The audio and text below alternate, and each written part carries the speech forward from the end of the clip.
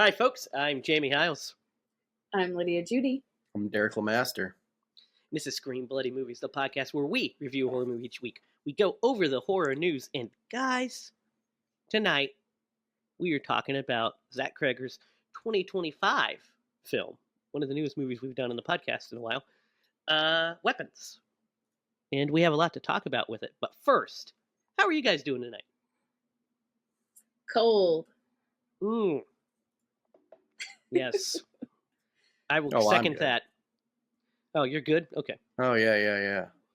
At least there wasn't a delay in that response. It's true. Yeah, it's wintertime is here, folks. Here where we are living, we're getting a bunch of, Lydia and I especially are getting a bunch of snow. Derek's getting a smattering. Right, Derek? A smattering of snow. Yeah, Starting to pick up now. Yeah, I think we're expecting to get 1 to 3 inches, so we're maybe halfway. Yeah, I think we were literally 6 to 8 inches is what it said, right? Yeah. We're projected to get 6 to 8 inches, which is wild. So there we go. All right, guys.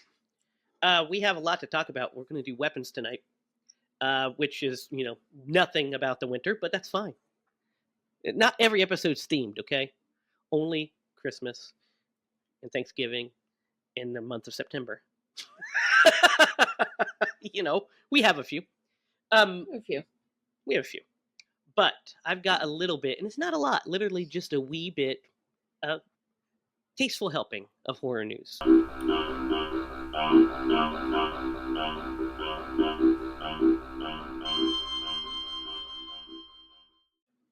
And they're not huge news. I mean, the one is some sad news. So Udo Kier, who you guys definitely know, has passed away. He passed away last Sunday at the age of 81. You guys are familiar with him, yes? You will as soon as I show you his.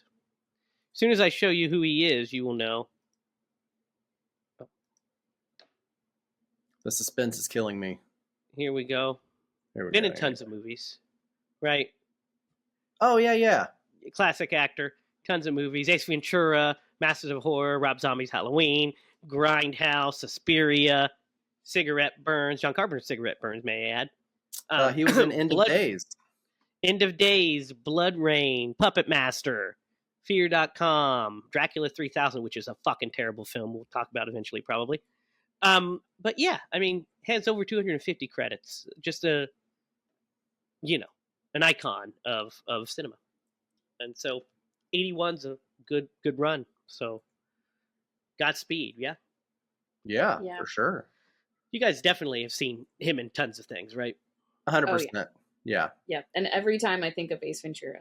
100%. Ace Ventura is always the top of my list, too, because as a child, I watched Ace Ventura so many times. Like, I can literally quote that movie from start to finish with ease.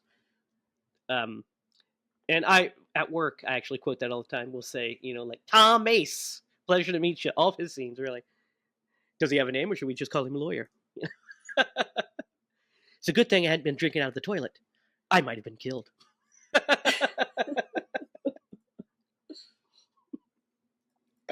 So yeah, great.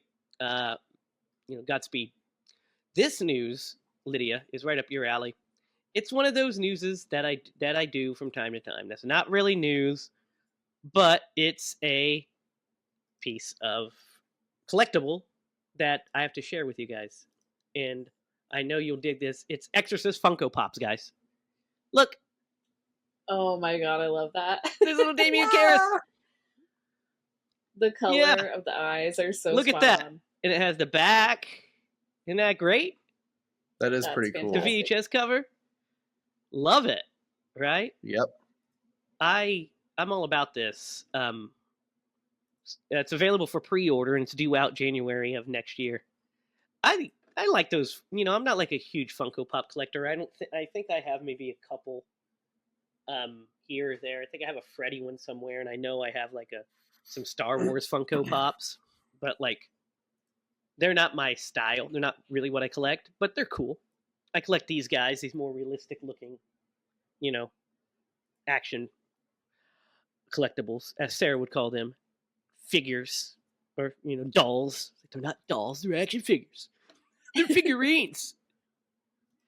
Eat a dick. This one was like $200. But yeah, those are fun. And then finally, the last bit of horror news, which broke earlier. Mike Flanagan, in his Exorcist adaptation, his new Exorcist film, has got a leading lady. Scarlett Johansson is starring in Mike Flanagan's new Exorcist movie. Ah. That is pretty cool. That is a huge get. I mean, that's a superstar. Yep. A superstar. Yeah. Not only is she in was in all the Marvel films and stuff, but she just did Jurassic Park, which was the highest grossing movie of the year, I do believe. Yeah. What do you guys think of this news? That has got to be, she wants to, I would assume that she wants to work with Mike Flanagan. That's my assumption. That or they back the truck up and they're like, Scarlett, we really want you in this movie. Or she wants to do a horror movie, and it's not any horror movie. It's the horror movie, right? It's the prestige horror movie. It's The Exorcist. Regardless of how shitty all the sequels were. I don't know that they get her if it was still David Gordon Green. Yeah, if he was still attached to it. I don't know that. No, because it would have been his script. That's what I'm saying. I'm sorry. I like probably wouldn't have said it quite so harshly, but it's true. No, you're right. Yeah, Mike Flanagan is why. I mean, he's the best there is, right? He's the best there is. And so he's never made a bad King adaptation. I hear some great stuff about his Carrie. That was another little article that I read was Matthew Lillard was talking about how great this adaptation of Carrie is, which he is in. He's starring in this new Carrie TV series. And then, all of his other King adaptations are great. All of his original work is great. Mike Flanagan rocks, man. He's where it's at. He does. So I am super pumped to not only hear that Scarlett Johansson is in. Not only that we hear some new news about The Exorcist, because we haven't heard anything in a long while. So we now know it's moving forward. But not only is it moving forward, but it's moving forward with this superstar actor. And that I would think would put a lot of confidence in a lot of people. For sure. So I'm excited. Yes. We'll be there. We'll be there first day with a Flanagan joint for sure. No question. We're there first days for John Carpenter, for Sam Raimi, for Mike Flanagan, and for Robert Eggers. We're there every time. First day. Front row. I mean, maybe not the front row because those are terrible seats usually, but you know what I mean. We're there. Yeah. That wraps up the horror news. All right, guys. So, I don't have to tell you to picture it because it just happened. But Weapons came out earlier this year. And as you guys know, it was a huge hit, very sizable hit. The movie was made on a budget of $38 million and brought a box office haul of $268.3 million. Like, wowzer, 200 times its budget. Right? I mean, that's fucking crazy. $200 million more than his budget, should I say. $200 million more than his budget. So, this was a big hit when it came out. And it was one that we all wanted to see, that we talked about. Lydia, this was your pick. You saw it first because you went to the theaters and saw it. Yes, as you should have experienced it. Sometimes you can't get there. I tried. That was one of those. That was during one of those times I couldn't get to the movies. Yep.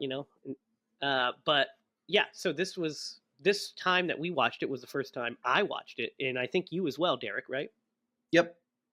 So we knew about it, but the best thing about this movie, in my opinion, at least the marketing of this movie, was that the marketing didn't give anything away as far as the actual plot. The only thing we knew was the basic log line, the elevator pitch, which is, at 2:17 a.m., 17 kids disappeared, all from the same classroom. That's it. That's literally all the marketing was. That's what it told us. And then it showed Jennifer Garner or Julia Gardner running around, and then it showed Josh Brolin running around.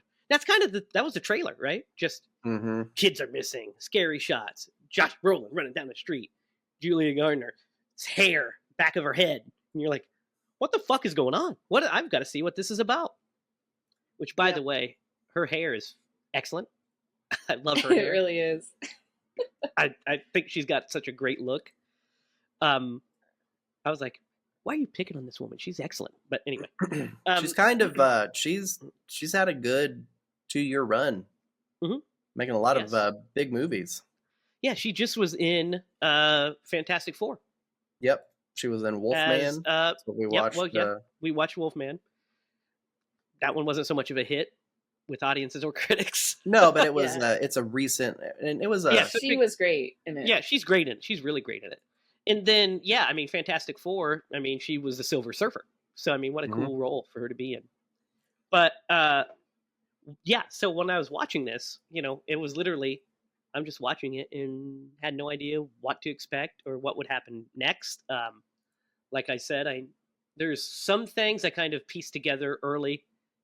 But that's just my film brain working. But there's a lot that I didn't piece together. But I think the basic plot I did I kind of caught on pretty quick. It was like, oh, it's voodoo of some sort, Of course it is, And it's obviously that red-haired freak, Okay, that stuff we know. But then who is that red-haired freak? Oh, we see who it is. Why does she look like that? Oh, now we know. So on and so forth. What I want to start with on this, guys, is I want to talk about, we'll talk about the characters in a second, but I want to talk about the structure of this movie. Because I think, personally, the biggest strength of this movie is the structure. Because, agreed. Like I said, I pieced together the basic plot pretty early, and if it would have just been a linear story, this movie would not be that great, probably. It would be mid, right? It'd be mid. Mm-hmm. But the structure of this movie is so interesting and so cool. Because we basically, when we've seen other movies do this before as well, but the way it's done here is really great. So we get like the opening, little bit with the child narrator telling us, basically kind of just setting up the story.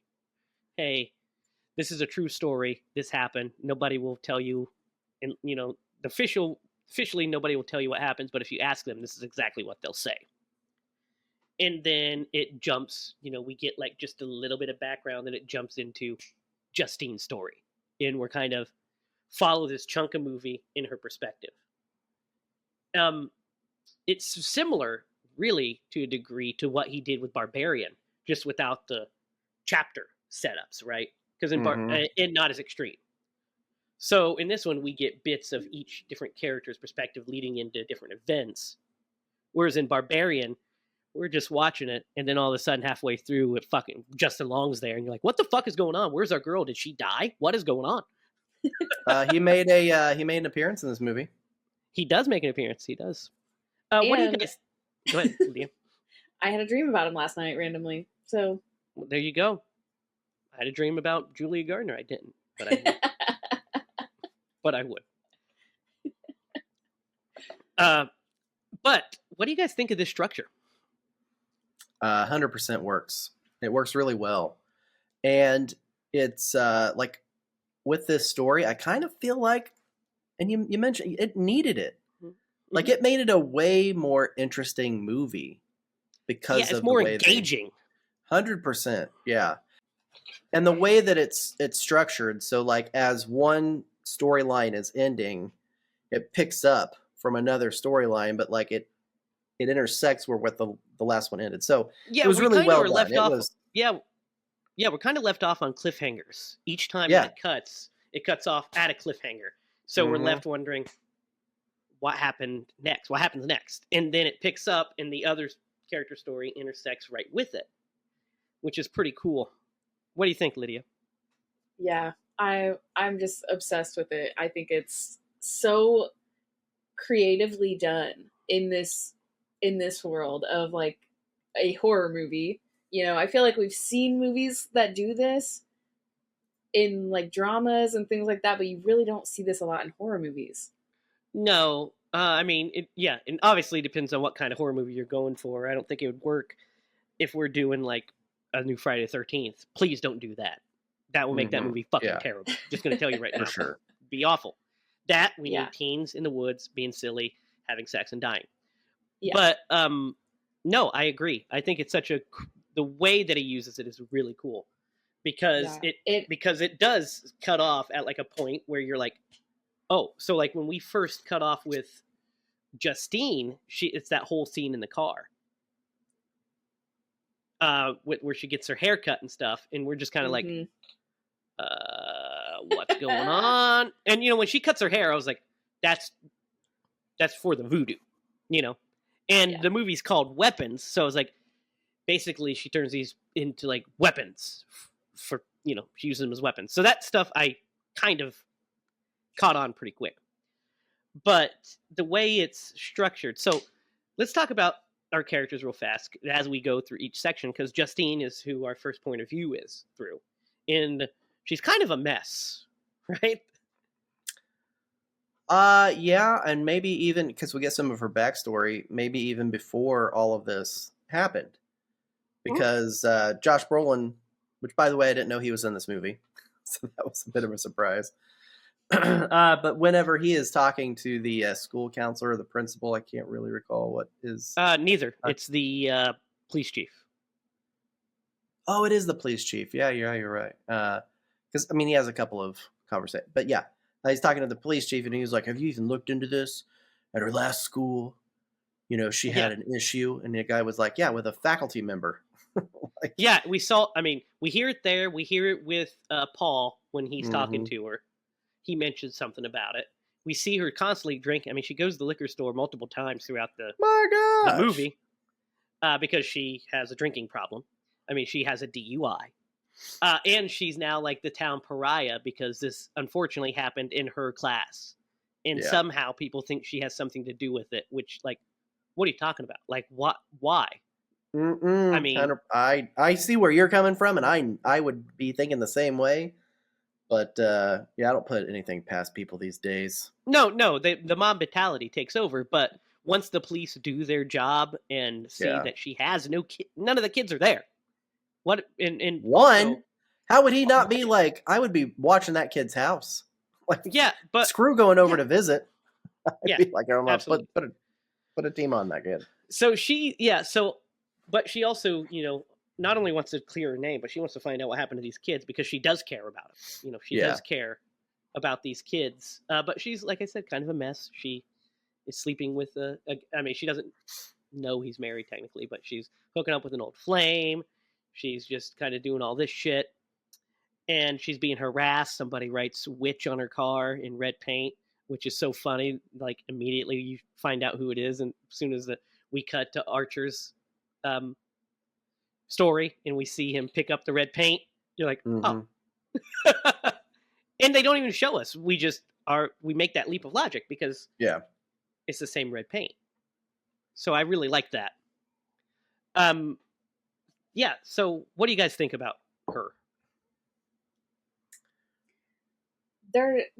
She's so complex. I love that this way of telling the story really enhances how complex humans are. Like, let alone like the character. It's like you really feel like they're just people. Like, this is real. Yeah, because she, like you said, complex. Like, she has these faults, but she has these positives. She's innocent of what they're accusing her of doing. So it's like, and you want to root for her because she's cool and, she's funny and... this is Jamie's crush coming through. There's that too. Come on. But like, when she's backing out and she tells him to suck her dick and all that kind of shit, you're like, oh, she's fun. She's a spunky character. She's got spunk. And then we cut over to Archer, who you 100% immediately, at least I do as a father, 100% relate. 100% related. Yeah. To him. Like, I was like, oh, I would stop at nothing. to find Yeah. me. I would be just as obsessed. I'd be sleeping in his room. I'd be trying to figure it out. I'd be talking to the neighbors. I'd do all the shit that he does. Right? 100%. Yeah. No, his wife, pops in there and she's like, "Hey, I'm going to work," and he's, laying in their beds or their son's bed. Dude, that scene in the dream of him and his son and him talking to him and kind of it. Go ahead. No, go ahead.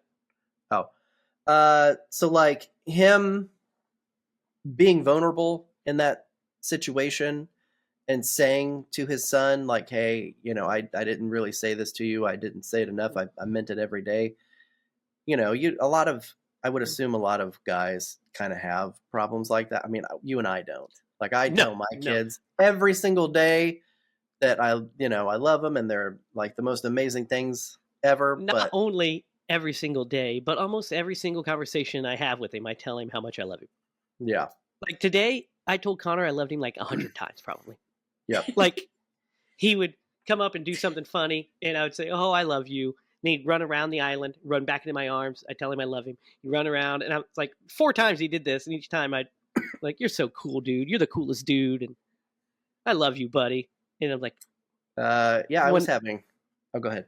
Sorry. But like you said, there are fathers that I know my father was not that way either. My dad has no problem telling us he loves us, but I felt loved all the time, and not just felt it from actions, but him telling us he loves us. Mm-hmm. So we have no affection issues in our family, do we, Lydia? Like on my side of the family, no. But there are, like, I know my stepdad had issues with that, and there's my grandpa never tells anybody he loves them. My mom's dad, which is interesting. It's like, okay, he says you too. Like, what? Okay, okay, Patrick Swayze. Fucking ditto. Okay, Bono. But yeah.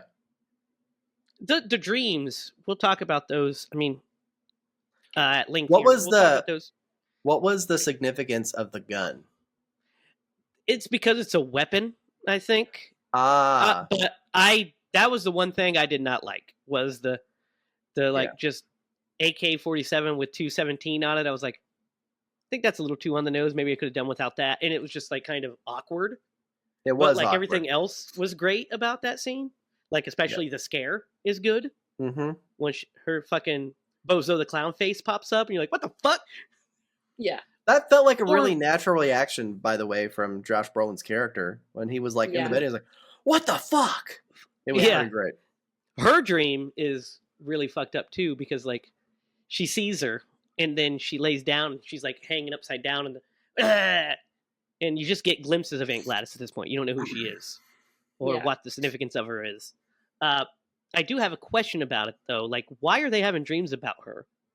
Is she giving them dreams? Because if she is, she's fucking stupid because now they know that she exists. It's got to be part of the magic, like a link, because not necessarily. I would think it would be more for him than for her, though she's their teacher. Like, but maybe it's because she is investigating it or figuring stuff out or getting clothes or something. It's not really clear, but I agree with you. Like, it's just got to be part of the mythology, I guess. Mm-hmm. Or if it's part of her plan, she's stupid. Yeah, too close. Because she's just giving them ammunition. But what I like Josh Brolin's character Archer. I think he's really good too, because he's a complex human as well. Because he hates her, he thinks she's responsible until he doesn't. Mm-hmm. Literally until he's confronting her at that gas station, and the next thing you know, we see old boy fucking running at her and attack her, and he fights him off, and then it's like the whole ball game changes at that point.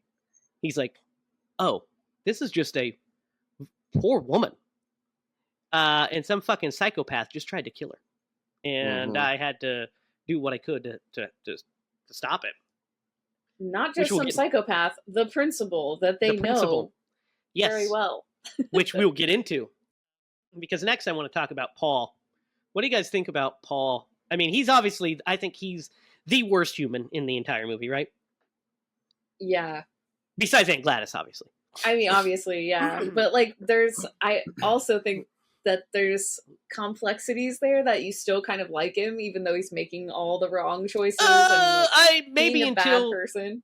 Maybe until he violates a person's entire, amendments and rights and knocks him unconscious. I mean, I understand getting Yeah, no, upset. I was gonna say, him hiding it, that definitely gives us an That's the insight problem. into his character. Yes. But be Not only hiding damned, that, but he also, he has an affair. He sleeps with Justine, telling her that that he and his wife aren't together, when he and his wife are literally trying to conceive a baby. yeah, Uh, I agree. and he is she's the daughter of the police chief, his boss. And then he does this whole thing with the, catches him and then gets poked, which I understand being angry, of course. But him just knocking him out and then hiding it and saying, if I ever see you again, blah, blah, blah. And then chasing him down and basically like planning on shooting him to like cover his tracks. That's all some dark shit. I mean, I think that he is an alcoholic. The conversation he has with his wife. Oh, he was an alcoholic. Yep. Yep. So I mean, he just seems unhappy, which I'm not giving him a pass on anything you said. I'm just saying he seems genuinely like he is just an unhappy person. And I mean, struggling. He gets his curmudgeons at the end. What's interesting is his comeuppance, by the way, Derek. Comeuppance, curmudgeons. Curmudgeon would be potato, like potato. Man. Curmudgeon's like Scrooge. That's fine. But no, with him, when we first are introduced to him in Justine's story, like he seems like a pretty cool guy, and then he's like, we see him there, and then his wife attacks her, and she's like, he said he wasn't married, what's going on? And then when we see his perspective of all this stuff, it becomes like, when we first start picking up his story, we're still kind of like, he's pretty cool, he's just, trying to do his thing. And then he literally just keeps getting worse and worse as his segment goes on, until he knocks out, James, who is our other next character. What do you guys think of James and his whole storyline? Because he's fucking hilarious. Another piece of shit. Another piece of shit. But hilarious. He's a hilarious piece of shit. Yeah. Dude, he's just trying to get his fix, man. He's like walking down the street talking to his, I don't know, it might have been an answering machine, but like I assumed his brother or uncle or somebody, and just like checking doors. Dude, that's the funniest. Is him just constantly trying to open doors as he's walking through, and then he steals that fucking kid's iPad and headphones. Yeah, that what do you pawn guy wanted nothing to do with that. No, like, no. I know where you got this. He's like, yeah, this is definitely not yours. What do you think of James, Lydia? I like James a lot. Another complex character. It's like he's a genuinely sweet guy. He's just making all the wrong choices. I don't know about that. I mean, he is robbing a house. But he's not meaning to harm anyone. He is just not doing the right thing. He's a drug addict. He's just trying to get a drug addict. Yeah, trying to get his fix big time. Yeah. This might be my flaw, I'm finding out, is this I give everyone the benefit. That's not a flaw. Not a flaw. I will say this, for as shitty as the other guy was, him getting fucking stabbed in the face. Oh, yeah. Yeah. Yeah, it's a great bit. So what's interesting is I think I mean, I would agree that he is not a horrible guy as far as like he's not meaning to hurt anybody, but he also doesn't care who gets hurt at the same time. He does it, yeah. Like he breaks into that house, he sees those kids, and his instinct isn't, I need to immediately call the police to save these kids. It's, hey, I forgot about it, but look, there's a $50,000 reward. You know how much fucking meth I can get for $50,000? You know what I mean? Yeah. And so it's selfishness. But then again, he's starting to see, like, he sees Aunt Gladys sitting in the middle of like a, and I think that's because she was going to approach him because he'd been in the house. Yeah. But then Paul shows up and kind of ruins that. By the way, when she's in the field, she legitimately looks like Bozo the Clown to me. Like, yeah, with that red hair, I was like, the fuck? I couldn't imagine. Can you imagine? I mean, he definitely thinks he's hallucinating because he's high. But, like, so you're tripping, and then on top of tripping, you see that. Like, you're just like, bad trip. Bad trip. Yep. That's some fucked up shit. Agreed. But, yeah. So his story ends at, like, a super interesting point, too. Because his ends directly with him being pulled into the house after he tells Paul about it. And instead of calling for backup or anything, he goes and investigate because this is a fucking junkie. So he's like, just on the off chance that he's telling the truth, I'll go check it out. Yep.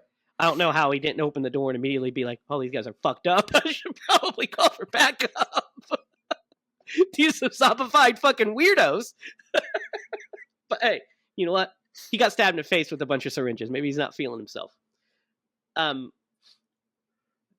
That's a great cliffhanger ending to that bit too, because he just pulls him in, and then we cut back to the principal, and we see like his story, Marcus.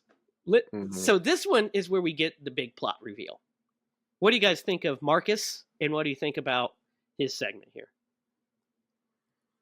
Love Marcus. Yeah, just talk about being in the wrong place, wrong time.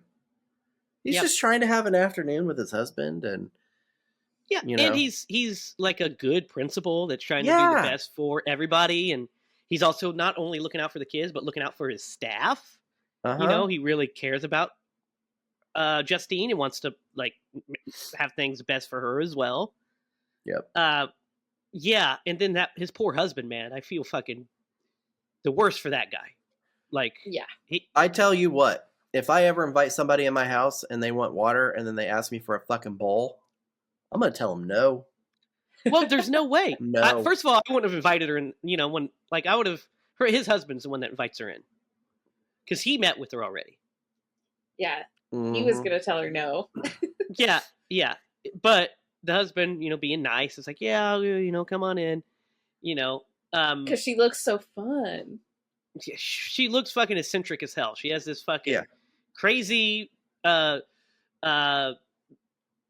Dee Pickles hair and fucking glasses. Looks like she borrowed them from Elton John. It's just like she just looks insane. She looks insane. And she's like, oh. And, he's like immediately like, oh, okay. Yeah, you could come in. And then when she's like, ask for the bowl of water, who would be like, sure. You're like, I think it's time to leave. I think it's time to leave. She already had his ribbon, so she could have turned him, but she couldn't have pointed the weapon towards the husband. By the way, there is a 0% chance she would have got close enough to me to snap a piece of my hair off with scissors. No kidding. 0% chance. Right? Also, by the way, as soon as she cut off a piece of my hair with scissors, she'd be on the floor because I would have punched her fucking lights out. You know what I mean? Like, okay, she's dangerous. Am I the only one that's feeling this way? Nope. No. Okay. Good. Nope. At least I don't feel like a bad person then. Oh yeah, old lady, pow, right in the kisser. Boom, and she would go down hard because she's dying. We find out. That would have been kind of all it took, probably. But what do you guys think of this scene? Like, this is the most intense scene in the movie, I think.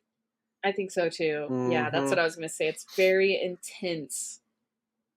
It's very graphic. You get a lot of gore in this. And some suspense, a bunch of suspense building because she's in bad news. Yep. So this is all not good. And then we see the voodoo at work. And dude, when he just continuously pounds his head into his husband's head, smashing into like a paste. Oh, Horrible. So Ellie, I started trying to watch this while she was watching something else, and she kept crawling on my lap, and she was like, "What are you watching, Dad?" I was like, "Oh, sweetie, I can't watch this with you." And she goes, "Yes, you can."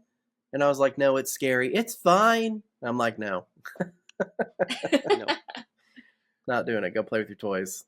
Yeah, no, it's a good one. That's a good call for, especially for this scene, because Yep. she's like, yeah. I was like, I as I'm doubt watching, she would have really understood what was happening, but still, I don't want to like. sit no, and just stare scary everybody. enough. Just scary enough. 13. I was the like, image. "My dad." yeah. Yeah, like of his And they look eyes so being creepy. all Their bugged eyes out. get all bugged out when they're all like, yeah, that's creepy. That's actually a creepy look. I like that. Well, and I think his were even more like exacerbated because he had just finished caving his husband's face in with his face. Yeah, So, yeah. like, I'm sure that he did some damage there. He looked wild. It looked pretty good. It looked good. Yeah, so we cut back to their like that whole fight with in the gas station, and it just is so intense. It gets wild in that gas station. Yeah. I love that chase Mhm. scene. I love when Archer smashes him through the lock or the freezers, and then he gets back up and starts just immediately running back at her. And we see him get fucking obliterated by that car. Yeah. Because Archer starts chasing him. Archer's going to run him down Mhm. because he's like, this guy is fucking crazy. I got to take him out. And before he could get to him, this other car just destroys him. And he's like, oh Yeah. my God. Yeah, he passed that Runs guilt right on to out in a- somebody else. Yeah. Yeah. And then then that's when they hook up as partners. Like, because he realizes you're not bad. You're not something else is doing this. He's like, can I show you this? It's also really funny. We kind of skipped over it, but when he goes to see the woman and asks to see her recording and she's not comfortable with it, so he waits for Justin Long to get home and then asks him, and he's like, sure. The best is the shot where we're on the camera and we're on them, and we kind of pull out and we see the wife standing there all pissed, and I'm like, oh, that's so awkward. She's just like, we're going to have a talk when he leaves. Yeah. Yeah.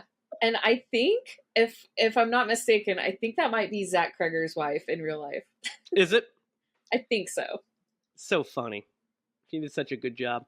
Yeah. So I could just feel the anger. If it is her, then that's hilarious. I thought I heard that. She is Zack Cregger's wife. Yep. Okay, cool. Sarah Paxton. Yeah. She's just like all, pissed off. That's perfect. I was like, that's so funny. That is such a funny joke to just slip into that scene. I love that. You know how I'm a fan of that. So we got to talk about the big reveal, the big plot when we meet Alex, when we actually see things from poor Alex Lilly's perspective, because it's pretty kind of devastating for the poor kid, right? Oh man, yeah. Like his story is so sad. I mean, he's essentially he's stuck. Mm-hmm. That scene where Gladys makes his parents stab themselves in the face with a fork. Just like, Jesus, this kid's going to be in therapy until he is forever. Dead? Going to be in therapy forever. But it's a complete tragedy. But the love that he has for his parents to keep them alive by feeding them soup day in and day out. It's crazy. Yeah, and we find out basically that so Gladys is dying. And she's kind of when she creates these people, she kind of feeds off their life force. That's how I took it. Yeah. Because she thought just moving in with them and feeding off their life force would be enough to completely heal her. But it's not. She's getting worse. And so when she gets the kids, all 17 kids, that's when she's starting to, get her mojo back and she's not near as deathly sick. And we see, basically Alex has a conversation with her and she tells Alex, that she's real sick and stuff. She's like, when are you going to get better? I don't think I'm going to get better and stuff. And she's like, well, if we get you better, will you leave? And she tells him, yes, I'll leave as soon as I get better. And he's like, thinking in his head, good, that way I can get her out of my life, get my parents back, and, she can do whatever she wants. So she tells him to steal something from each of his classmates. And he does. He steals all of their name tags off of their totes, which leads to the whole central mystery. They're just sitting in her basement. She's feeding off their life force, essentially, to heal herself. And there's a tone, not a tone, but like they drop the hints several times throughout the movie about parasites. I mean, she's essentially, that's what she is. And also... Yes. And also the same, it's that brain parasite as well. Yeah. Yeah. Because that's what they have. The cordyceps. Yep. Yeah. And the other thing that is really funny, so full disclosure, I didn't know that this movie was about fucking witchcraft or the occult whenever I went in to watch this. So like there's a scene where she goes to the gas station and the Powerball is 666. I don't know if anybody caught that. I was like, oh, they're just throwing those breadcrumbs out there. So this is a good time to talk about not only her plan, but Gladys herself. Guys, what do you think about Aunt Gladys in the performance of Amy Madigan? Yeah, her performance is great. I think the character is really interesting. There's absolutely no way I'm letting that lady live in my house. I'd be like, hey, hospice. I'd have taken one look at her and be like, nah, sweetheart, this is not going to work. Yeah, I think she must have tricked them. Yes. She had to have put some sort of, I don't know. I'm questioning if it's really her aunt, to be honest with you. That's what I'm thinking. I think that she was never even their aunt or anything like that. Mm-hmm. Well, I think she was, because he says, there's a piece of dialogue where he says that in the car with the son. He's like, why do they have to stay with us? And he says, well, because, she's real sick and your grandma took care of her. And now that she's not here, we have to do it. So it's like, they make it to where she's the grandma's sister. So I think it is actually her aunt. But the real story is, did she learn witchcraft to combat herself from dying? Or was she just an evil person always, right? Mm-hmm. That's the real question. That would be a complex twist, wouldn't it? Yes. She was just trying to survive like everyone else. Yeah, but I mean, there's no excuse making for bad decisions beyond trying to survive. But what do you guys think of her character, and what do you think about the performance? I think her performance is great. I think Amy Madigan knocks us out of the park, man. She's fucking awesome in this. Yeah, no, I agree. I think she did a fantastic job. It's a creepy character. I'm sure this is going to be a character that sticks around for a while, as far as like, costumes and stuff like that. It did well. I think so. What do you think, Lydia? Yep, I love it. I love her. I think she is so scary, so creepy. She's such a good actor, man. I mean, of course, whenever I see Amy Madigan, the first thing I think of is what? Field of Dreams. Field of Dreams. Absolutely, 100%. I am going to make a promise on this podcast right now. All right. Next Halloween, I'm Aunt Gladys. Good. We'll hold you to it. Oh, yeah. I'm going to be the ugliest lady you ever saw. I'm looking forward to that. Yeah, so once we get like the full picture, then we're like, oh, this is making sense why this shit's happening and what she's doing. We know the stakes now. And then we kind of go straight from there into the end game. Because here's what's interesting, is we have Archer and Justine figure out that they need to watch this house pretty early. But then we cross-cut to backtrack all the way to all of Alex's story. So, which is kind of the longest segment. And we kind of go through all of that. So by the time that we pick back up with Justine and Archer, we're like at the third act. We're there. Yeah. Because there's no like, oh, we have to investigate more, we have to do all this. It's like, well, we know what's going on. So, what do you guys think of this third act? It's kind of a banger, right? It is a banger. It's wild. She's essentially set up bodyguards, and The salt. the salt is the barrier. Like, you break that salt, and it's game on. It actually kind of is set up like a horror video game in a way. Kind of, yeah. Yeah, and so, they don't unknowingly, and I think Josh Brolin's character had a inkling right before she did it, Yeah. but she broke that barrier, man, and then Yeah, because he sees it first. He Yeah, sees he's it, like, and "Hey." he's like, "Hey!" And before she can react, she's already stepped over, and Paul attacks her, which causes James to attack him. The fight scene between James and Archer is so funny. Oh he my just keeps god. fucking punching him in the face and throwing Knocking him he's out. like whooping his ass, but he just keeps getting back up, and it's so funny when he punches him. He goes ah, psh, ah, and then when he runs at him, he just throws him like a rag doll over the couch. Fucking cracks Yeah. me up. Yep. Well, I mean, knew he's you were a- gonna like that part. A crackhead Yeah, it's so fun. picking Yeah. a fight with a construction foreman. I mean, Yeah, come on. yeah, and he's Not a very fair match. no, he's beating his ass, and she's like having a really hard time with Paul because he's when she throws the pan and hits him in the face, it immediately flashed me back to Secret Admirer, and Me when we too. fucking cracked the killer in the face with that, I was like, yeah, that's a good one. Like Yep. that's a good gag. It's never ends. That's always a go-to gag, especially if you get like a solid fucking rubber, cast iron skillet looking one that just looks like it would fucking destroy somebody's head, and you add a sound effect to it. That shit hits. But yeah, that cracked me up. And then Potato peeler. the potato peeler to the face is so cool, so good. You're like, Oh man, that one hurt. I'm like, Yeah. I love that she gets like 2 slices in. She's like, Yeah. yeah, let me go back for Let another.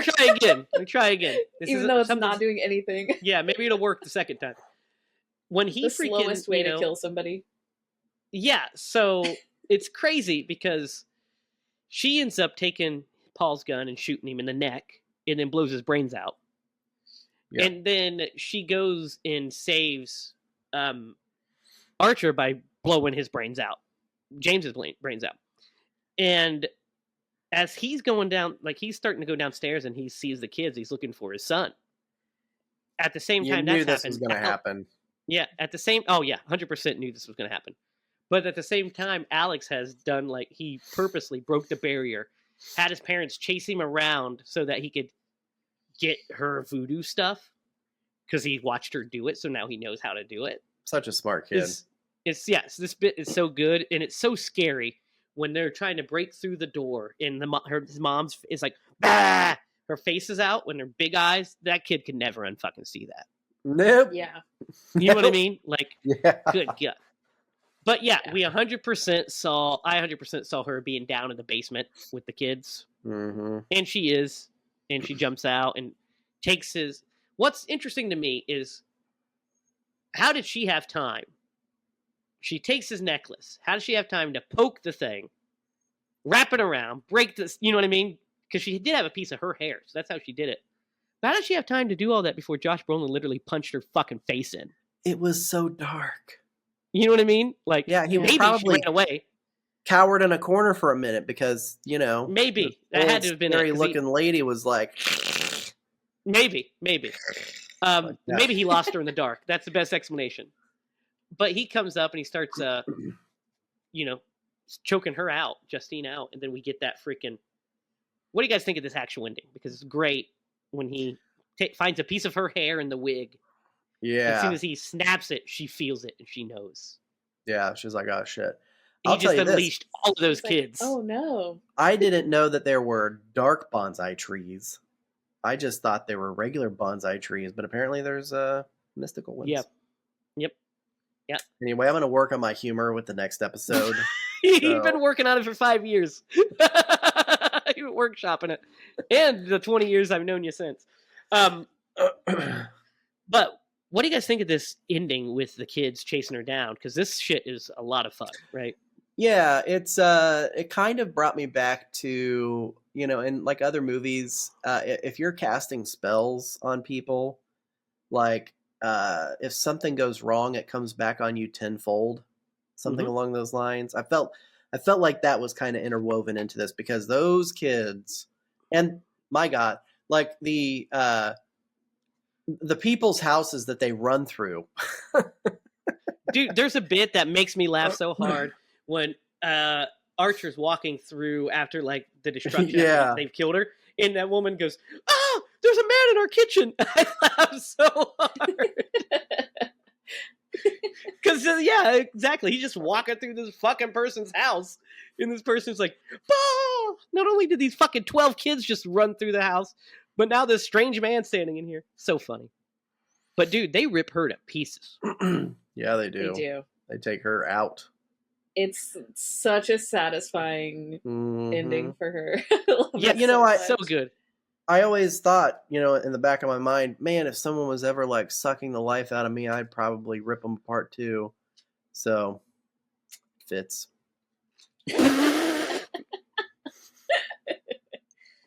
Is that still with that working humor? No, that wasn't humor. I was being serious. I've thought about it a lot. True story. You think about some weird shit, Derek. Yeah. But yeah, so the actual ending, like, we see that he's reunited with his parents, but his parents are still vegetables. They're still like zombified. And who knows if that will end up breaking, because this kind of seems like that's going to be the case. Like it wears off over time. Yeah, the narrator alluded to that. Now there's some kids who, are can talk now. Yeah, like they all the kids came back, and some of them are starting to talk. Like it's just taking them time to get back. So who knows what the future holds for them? They were in it the longest, though. Yes, they were like ground zero for. Yes. So they were, and so they're like staying. Somebody's taking care of them. They're at a home of some sort. Alex ends up with like a good aunt, not one that's crazy. And then we don't know what happens to Justine. She's just cleared, obviously, of all the craziness. And we know that, Archer's got his son back. What do you guys think of this ending? I felt like it fit the movie. I feel like it was pretty good. It was a solid ending. They tied everything up for the most part, and I was really just glad to see Gladys get her curmudgeon.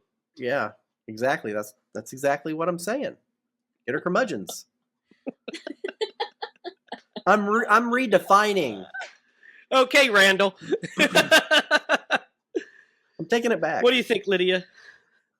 Yeah, I can't tell you how satisfying this movie was to see in the theater. Just with a group of people.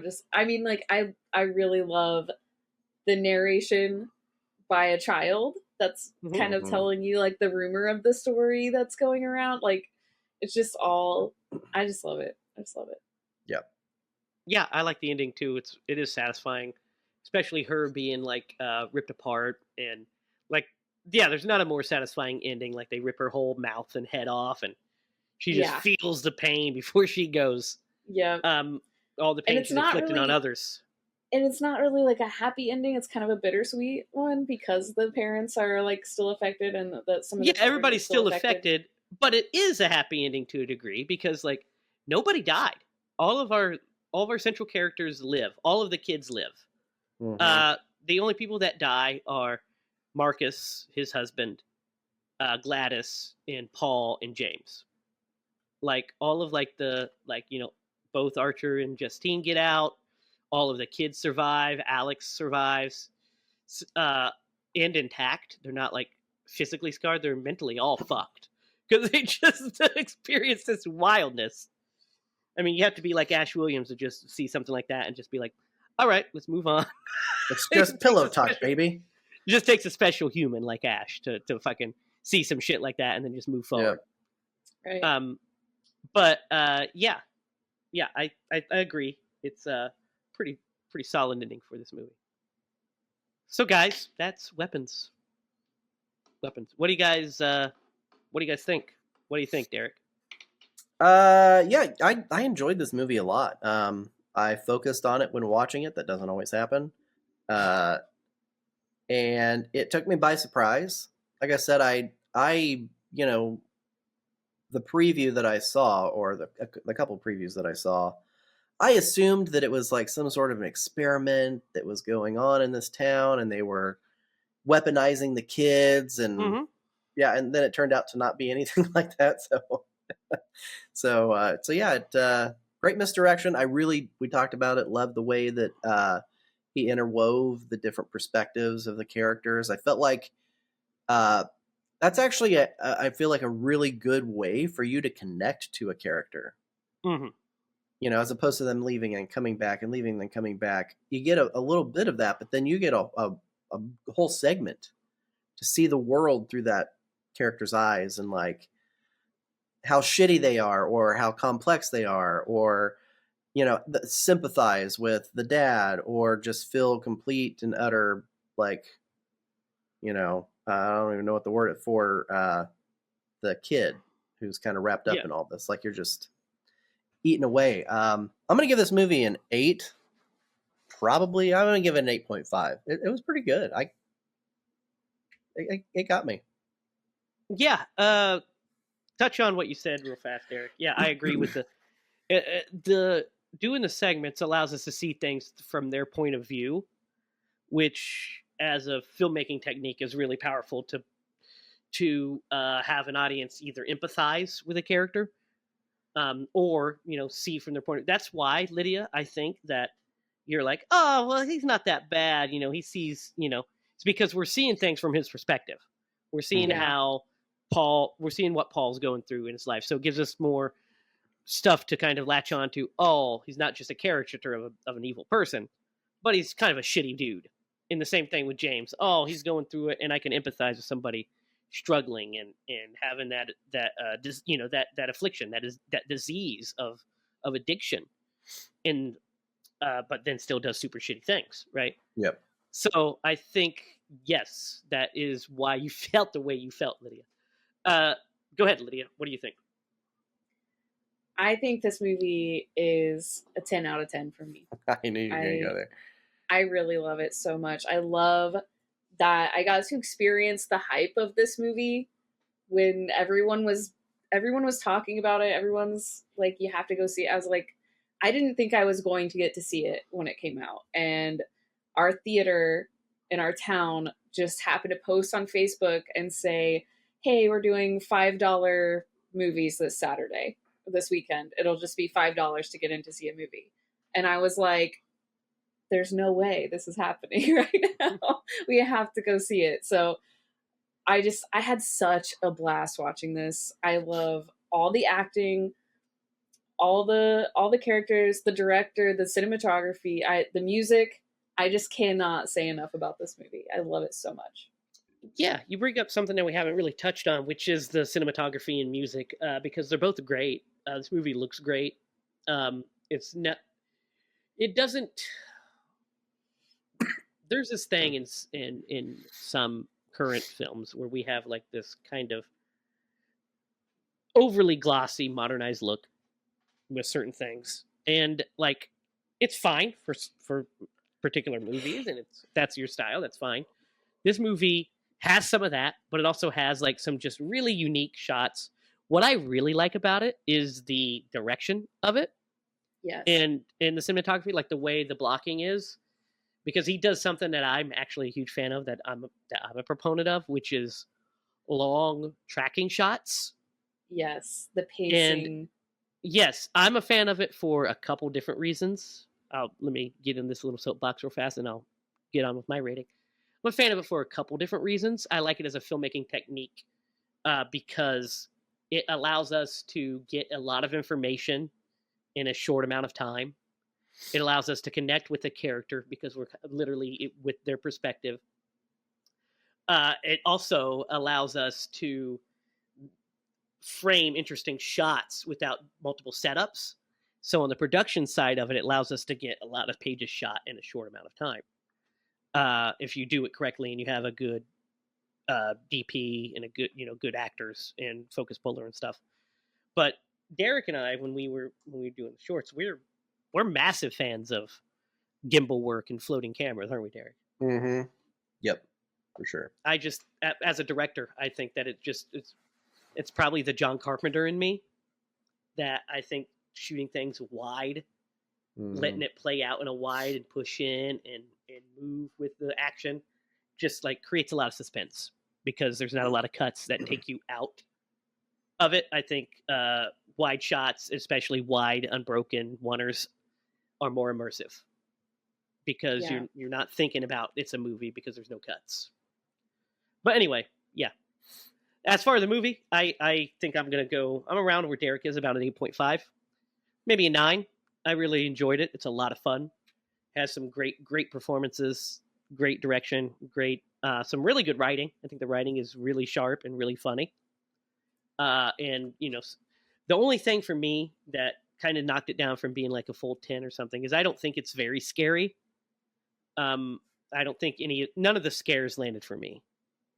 That's not to say I didn't like them and I didn't appreciate. I think the suspense definitely lands for me. Like all of the suspense stuff really worked for me.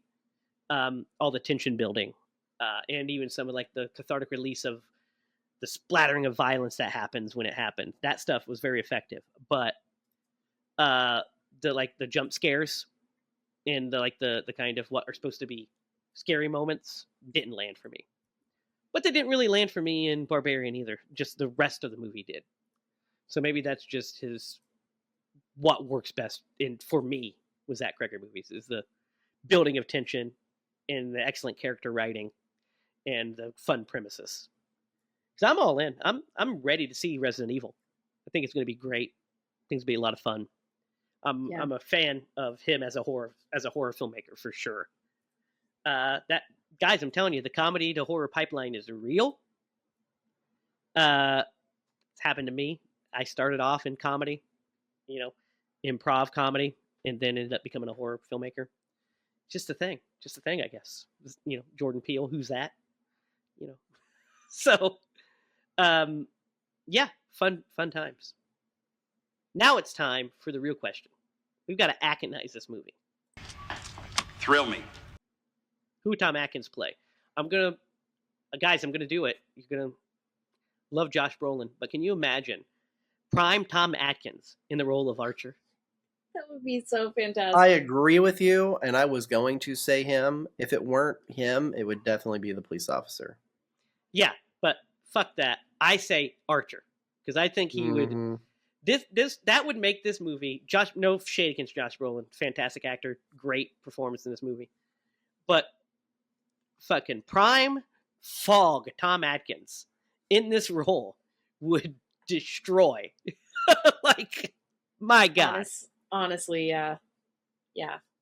This movie I would have given it a 12 out of 10. So that was an easy one.